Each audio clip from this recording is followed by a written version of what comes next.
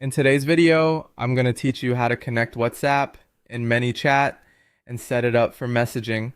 We're going to walk through the core setup process in a simple, clear way so you can get your WhatsApp channel connected properly and start building communication flows the right way.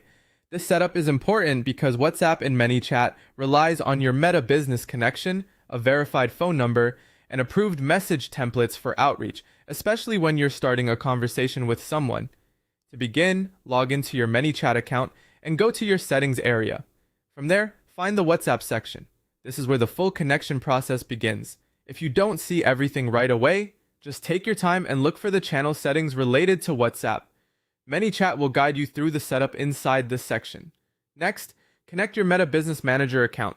This step links your business infrastructure to ManyChat, so WhatsApp can be used as an official messaging channel. During this part, make sure you're signed into the correct Meta account that has access to the business assets you want to use. It's a good idea to double check that you're connecting the right business profile before continuing, because this helps avoid confusion later if you manage more than one business account. After that, verify your WhatsApp phone number using the OTP or one-time passcode. This verification step confirms that you control the phone number being connected. When the code is sent, enter it carefully and make sure the number can receive the verification message or call without interruption.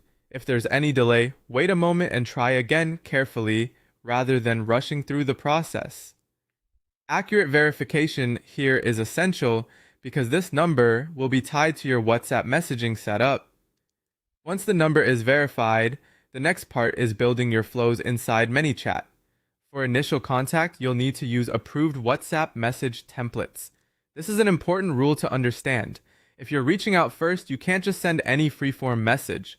The message must come from a template that has already been approved for WhatsApp use. So when creating your flow, make sure the first outbound message is based on one of those approved templates. As you build, keep your message content clear, relevant, and aligned with the purpose of the conversation. That helps create